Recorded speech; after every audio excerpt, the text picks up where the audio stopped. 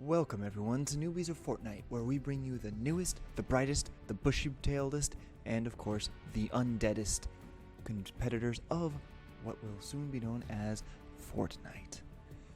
Of course, all the competitors except for one per round are new to it, seeing as only one survives each time. We can see that we are beginning with 98 competitors.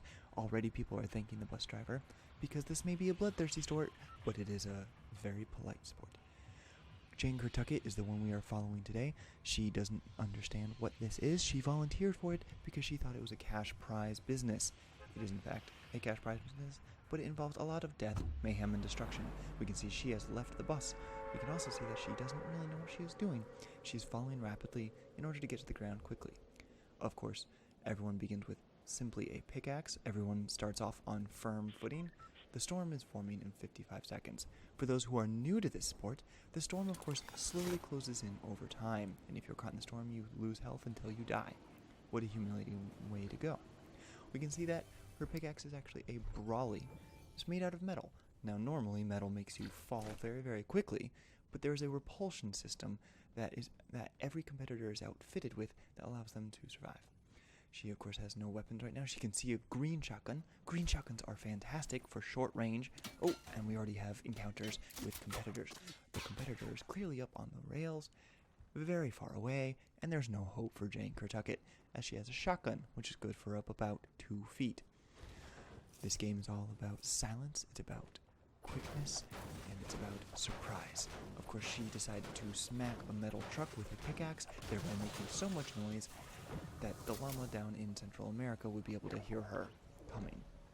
Oh, and here we have the storm eye actually shrinking, and now we can see on her map where she needs to get to, and of course she seems to be employing the often not used tactic of bun burning, where you bounce down the lava, hurting yourself in order to move quickly.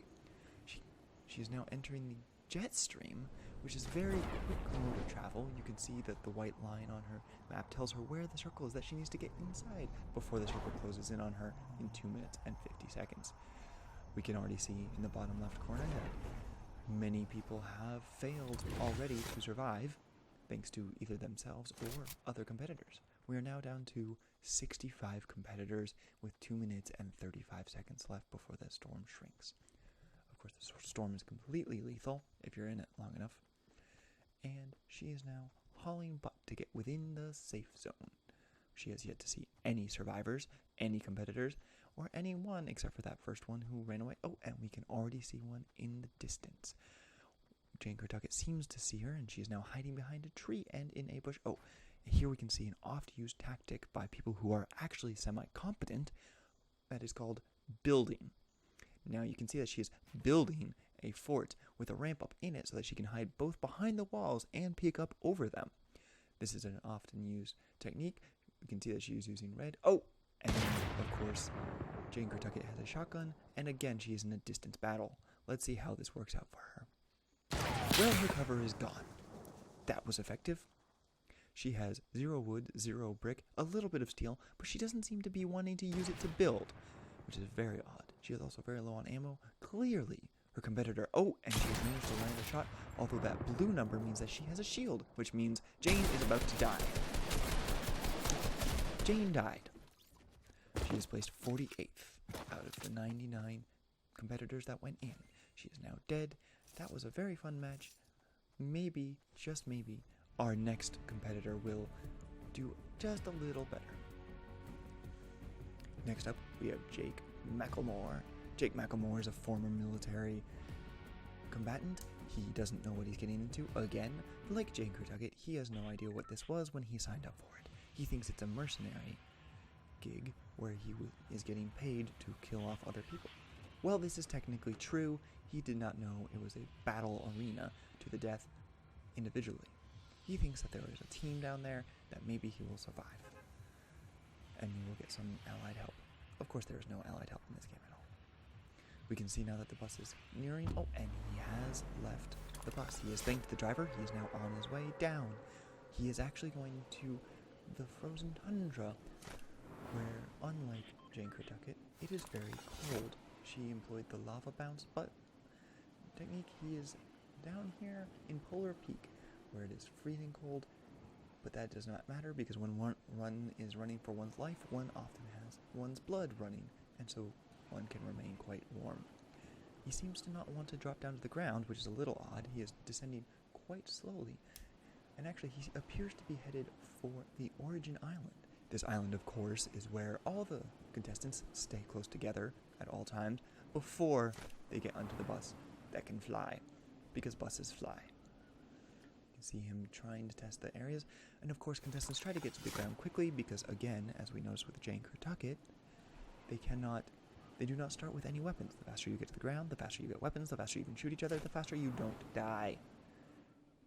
He seems interested in this island, though, but it seems like he is unable to approach it. It seems as though he is actually managing to encounter the invisible wall that protects the island from the competitors.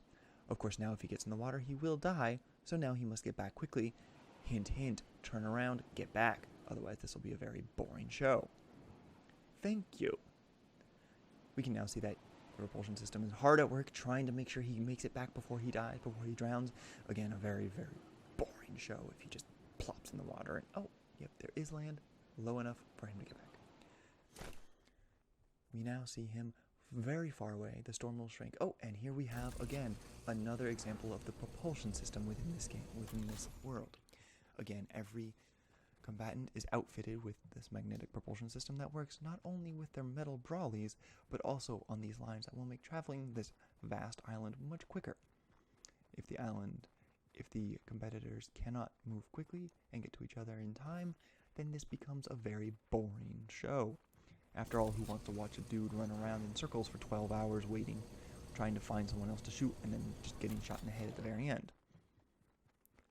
We can see that he is actually very far away from the circle, which is on the northeastern side of the map. And he is, of course, in the southwestern part. So we'll have to watch him go as far as he can. Of course, he has never heard anything about this place. He doesn't know anything about this competition. He is actually probably wondering at this moment where his allies are. Oh, and here we can see he has employed a shield. This is helpful because it helps you die less. I shouldn't have to explain why that's important. So, here he goes. Oh, and he sees a zipline. He is now going up the zipline because magnetism can reject physics, which is a fantastic thing to do. I enjoy rejecting physics. Who wouldn't? We can see that he's doing some exploring. He has an assault rifle. He is, of course, trying to get himself as equipped as possible as he approaches the circle. The circle shrinks, everyone gets closer together, firefights abound, everyone dies, it's a lovely time. And I sit here and I sip my tea.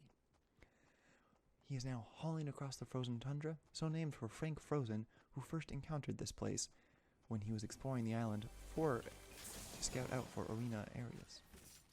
Originally, the frozen tundra was supposed to be the only part of the area that was going to be for the arena, but then they decided that if they increased the size of the island, increased it to the whole island, then that means that way more competitors could compete at the same time, and they could kill off a lot more people at once.